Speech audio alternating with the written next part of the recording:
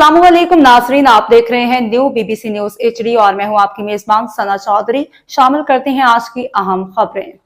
खबर शामिल करते हैं कराची से हमारे न्यू बीबीसी न्यूज़ के रिपोर्टर मोहम्मद शाहिद की रिपोर्ट के मुताबिक कराची के इलाके गुलिस्तान जौहर में सोमरू बरादरी की जानिब से शदीद एहतजाज किया गया, जहां बड़ी तादाद में मर्द, खवातीन, बुजुर्ग और नौजवानों ने गुलिस्तान जौहर थाने के बाहर धरना दिया। मुजाहिरीन के मुताबिक सोमरू बरादरी के चंद अफराद को तकरीबन 1 से 1.5 माह कबल कत्ल कर दिया गया था। ताहम वाक़े में नामजद मुल्ज़िमान ताहाल कानून की गिरफ्त में नहीं आ सके।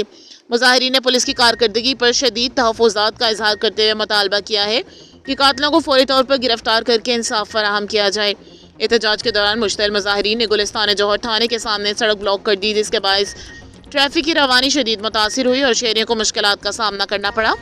मुजाहिरीन का कहना था कि जब तक मुल्ज़िमान की गिरफ्तारी अमल में नहीं लाई जाती, इनका एहतजाज जारी रहेगा। दूसरी जानिब पुलिस हुकाम का कहना है कि मुल्ज़िमान की गिरफ्तारी के लिए कोशिशें जारी हैं और जल्द अहम पेशरफ्त मुतवक्को है।